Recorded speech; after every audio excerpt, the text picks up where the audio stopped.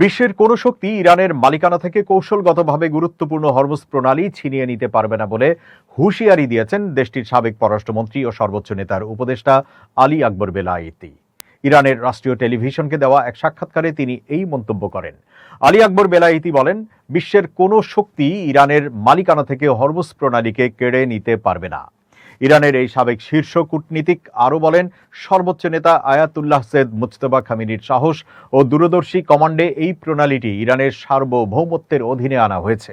এটি 40 দিনের যুদ্ধের একটি মূল্যবান অর্জন। সাম্প্রতিক দিনগুলোতে ইরান গুরুত্বপূর্ণ এই জলপথের বিকল্প রুট ব্যবহার করা ট্যাঙ্কারগুলোর ওপর হামলা চালায়। এরপর হরমুজ প্রণালীতে নৌযান চলাচলে ইরানের হুমকি দেওয়ার ক্ষমতা খর্ব করার লক্ষ্য নিয়ে দেশটির ওপর নতুন দফায় হামলা শুরু করে মার্কিন যুক্তরাষ্ট্র। যুক্তরাষ্ট্রের এই হামলার জবাবে ইরানও পারস্য উপসাগরে থাকা মার্কিন লক্ষ্যবস্তুগুলোকে পাল্টা হামলা চালাচ্ছে। এর মধ্যে বাহরাইন ও কুয়েতে থাকা মার্কিন ঘাঁটি ও লক্ষ্যবস্তু রয়েছে বলে দাবি করেছে তেহরান।